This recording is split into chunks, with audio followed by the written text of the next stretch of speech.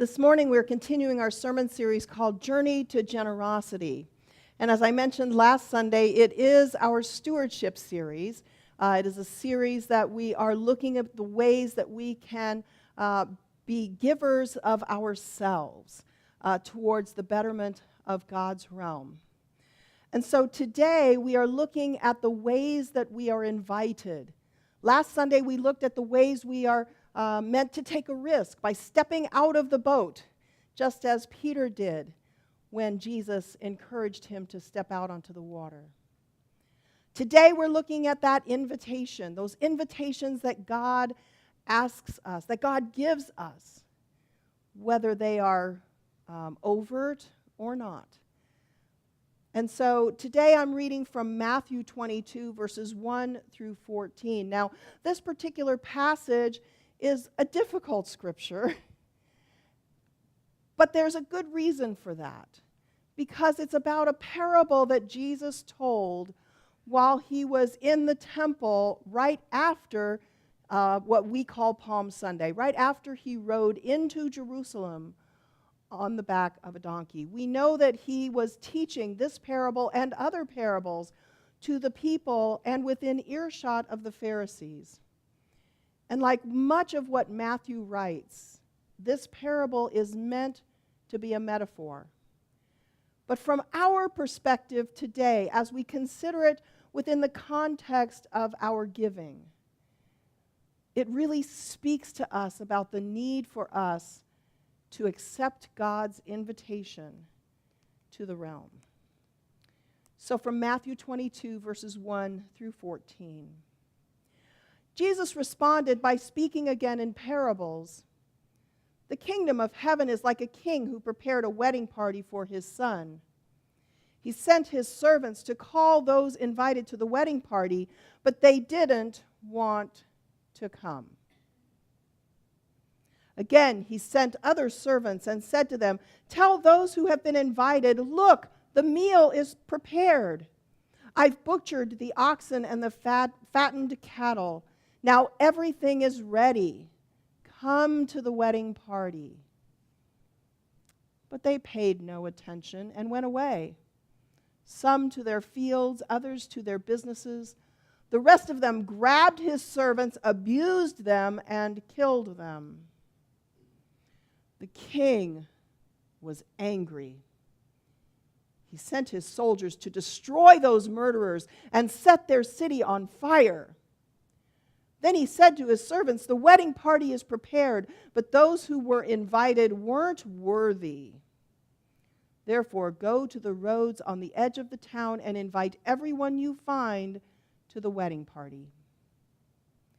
Then those servants went to the roads and gathered everyone they found, both evil and good. The wedding party was full of guests. Now, when the king came in and saw the guests, he spotted a man who wasn't wearing wedding clothes. He said to him, "Friend, how did you get in here without wedding clothes?" But he was speechless. Then the king said to his servants, "Tie his hands and feet and throw him out into the farthest darkness. People there will be weeping and grinding their teeth."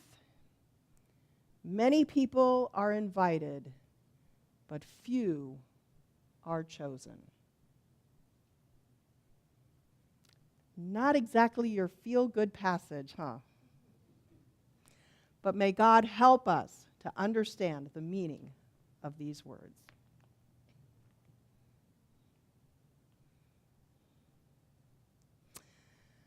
Well, last Wednesday night, we had our annual church conference here at the church. It is the annual meeting that we have once a year where we look ahead, we look behind, we celebrate the things that we did in the months that were past, and we look ahead to what we will do in the coming year.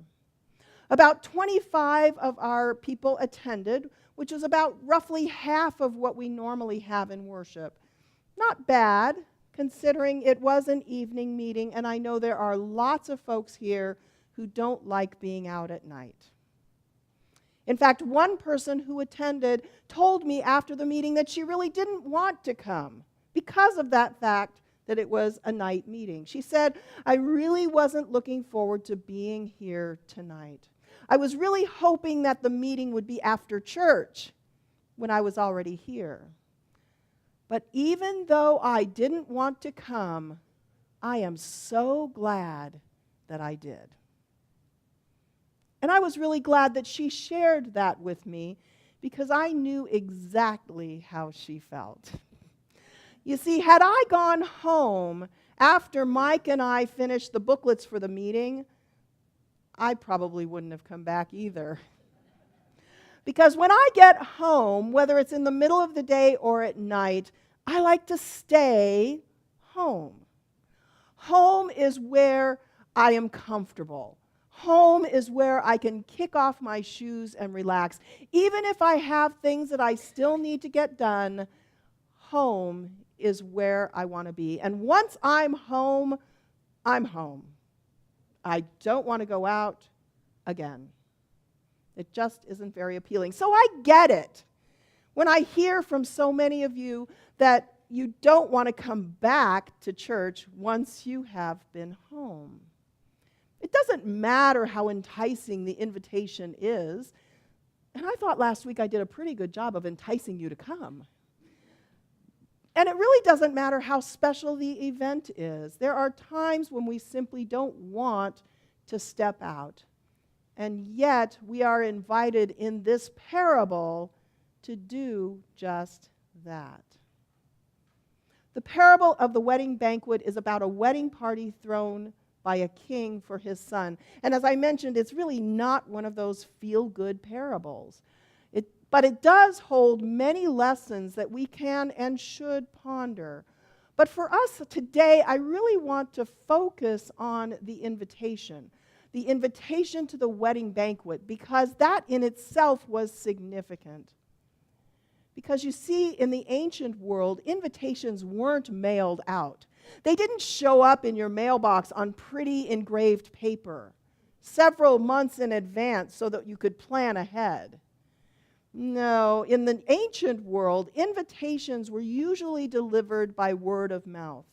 And in the case of wedding celebrations, they were delivered on the spur of the moment, because the wedding process, the marriage process, was so involved and so complicated that they didn't really know when the actual wedding celebration was going to happen. And so when it did, the servants were sent out and said, come to the wedding banquet. And people were expected to drop everything and come. But in this case, some ignored the invitation. So we know that the invitation came when it was least expected. But one thing was for sure, the invitation was not meant to be ignored. Because declining the invitation, as we hear in the parable, was considered bad form. It resulted in the king sending out his servants and killing those who declined the invitation. The punishment was certain death and destruction. So when an invitation was delivered in the ancient world, it was apparently a pretty big deal, right? Whether it was an invitation to a wedding feast or an invitation by Jesus to follow him and be one of his disciples, being invited to participate in God's realm was and is an honor. And yet, many consider such invitations to be a burden. When we're invited to attend an event, often we consider it just one more thing to add to our busy calendar and our overcommitted schedules. And when we're invited to participate in a project or a ministry, often we consider it an imposition on our time or our bank accounts. we usually don't consider invitations as God's way of asking us to be involved in something extraordinary. And yet, that's exactly what God's invitations are. And that's also what stewardship is. Stewardship is God's invitation to be involved in something extraordinary. Through our stewardship, God invites us to be a part of something big, a transformation of our world into the realm of God. And the way that God wants us to be a part of that transformation is by giving of our time, our talent, and our treasure. God asks us to give a part of who we are and a part of what we have to do the work of God through the church. And when we do that, we participate in a series of grand events. We accept God's challenge to be part of God's movement through the world. Our time, our talents, and our financial resources are the tools that God uses to transform the world and change people's lives. Now, I know it isn't always easy to accept God's invitation. Like the invited guests in the parable, we all have reasons why we don't want to come to the banquet. We may think that we are too old, or too tired, or too busy, or that we don't have enough money, or enough talent, or enough energy. We might think it's just too much trouble, so we make our excuses and then sit at home with the remote in our hands. But you know what they say about excuses? They're a lot like armpits. Everyone has them, and they usually stink. Or put a more delicate way, God invites, we decline. And because of that single foolhardy decision, we spend the rest of our lives declining. That statement was written by a man named Craig Lounsbrough, who is an ordained minister and also a licensed pastoral counselor. He wrote it in a book called An Intimate Collision: Encounters with Life and Jesus. I really like this particular quote. But another one that I found I like a whole lot better. It goes like this: what is life but God's daring invitation to a remarkable journey? And what is human nature but a staunchly inbred tendency towards self-preservation? And because of the rigidly paradoxical nature of these things, the road of life is seldom trod beyond a few scant steps. I think that takes a little bit of translation, don't you? In other words, when God invites us to fully participate in this journey called life, too often we turn that invitation down because we're too concerned about our own desires and needs. And yet, if we were to participate more fully by giving more of our time, our talent, and our treasure, we would find we have no reason to be concerned or worry because God provides for us. It's like what Jesus said in the Sermon on the Mount. He told us not to worry about the things that we will eat or the clothes that we will wear. Here's what he said: isn't life more than food and the body more than clothes? Look at the birds in the sky. They don't sow seed or harvest grain or gather crops into barns. Yet your heavenly Father feeds them. Aren't you worth much more than they are? And why do you worry about clothes? If God dresses grass in the field so beautifully, even though it's alive today and tomorrow it's thrown into the furnace, won't God do much more for you? Instead, Jesus says, desire first and foremost God's kingdom and God's righteousness, and all these things will be given to you as well. Jesus tells us not to worry, to accept God's invitation to be fully engaged in God's realm. Jesus tells us to be courageous in our living and our loving and our giving. Just a few weeks ago, we talked about what it means to be courageous as people of faith. And we considered the ways that we could be a courageous church, loving like Jesus, acting for justice, and united in hope. And we came up with a list of things, a long list. It took 4 posters and then some to hold all of our ideas. It was the ways that we could be God's courageous church.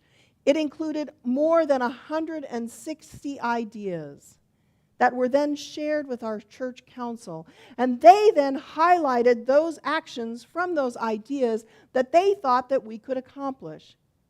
And last Wednesday at our church conference, we presented that list in our booklet to Neil Leftwich, our district superintendent for the West District.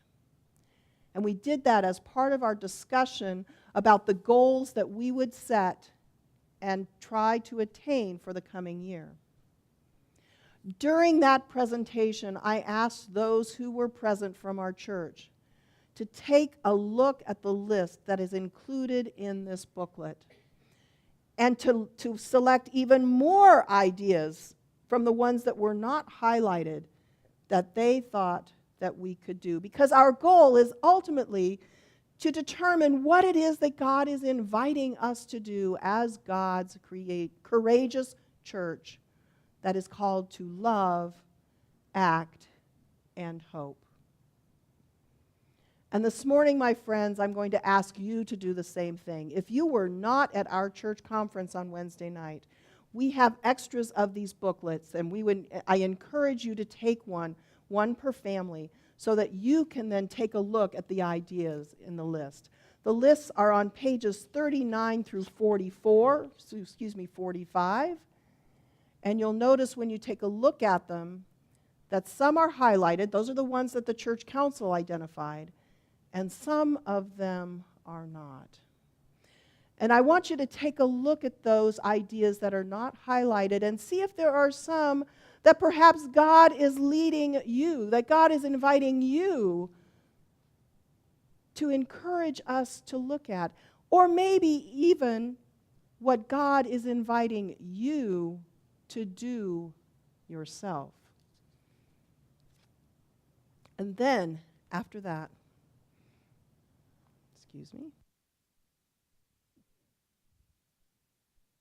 allergies. After that, I want you to do one more thing. I want you to pray about the ways that God is inviting you to be part of the implementation process. How God is inviting you to bring these ideas to life. Is God inviting you to invest more of your time in ministry to our community or the world? Is God inviting you to get involved with the schools by volunteering to be a tutor or maybe reading to the kids? Is God inviting you to be more actively involved in the community revitalization projects led by the 19 North Initiative right here in our neighborhood? Is God inviting you to use your talents in worship or to be a Sunday school teacher here at Faith on Sunday mornings? Is God inviting you to be a member of our prayer team, a vital ministry that is important to the life of our church? Or is God inviting you to be a member of our office staff, helping with the daily activities of our church?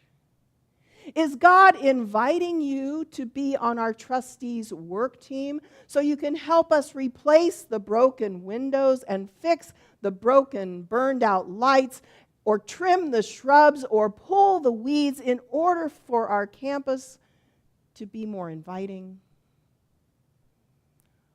Or is God inviting you to increase your financial giving and support the ministries of Faith United Methodist Church? Maybe God is inviting you to do more than one of those things by devoting more of your time, your talent, and financial resources to the work of God's realm and to the benefit of God's people. Whatever it is that God is inviting you to do, in the next couple of weeks, you will have an opportunity to make a commitment to do those things, to accept God's invitation on this journey to generosity, and to be in covenant with God, to be active participants in God's realm. If you consider this to be your church home, I hope we have that notated in our database. Because if you do, then you should be receiving, as I mentioned earlier, a letter from me with your commitment cards. One of them is a financial commitment card, and we're going to ask you to pray about what you will commit to financially give to the work of God's church for the coming year. You'll also find a spiritual gifts commitment card. And this is where we will ask you to share your time and your talent commitments so that you can be a part, an active participant in the realm of God. And as you pray over these cards, and again, if you don't get them in the mail, please let us know so that we can be sure to get them to you and also update our database. But once you receive these and you've prayed about your commitments, you've prayed about the way that God is inviting you to participate, then we're going to ask you to bring them back on November 26th, the Sunday after Thanksgiving. And if you're not going to be here on that Sunday, which I hope that you will, because we're going to have that wonderful potluck that everybody looks forward to, then we invite you to bring them to the church before that, anytime before the 26th. And we will take these cards that we have filled out and consecrate them on that day. My friends, it is important for us to formalize our commitments to God by filling out these cards and identifying those ways that God is inviting us to be a part of God's realm and God's active participation in the world. Because as they say, that which gets written down gets done. Friends, God is inviting us in this extraordinary time to participate in the extraordinary work that will transform our world into the realm of God. And because we are creatures of free will, we have the right and the ability to choose whether we will accept or reject God's invitation. So I'm asking you today, will we accept it by giving more of who we are and what we have to grow God's realm here on earth? Or will we make excuses and reject the invitation in favor of something far less challenging?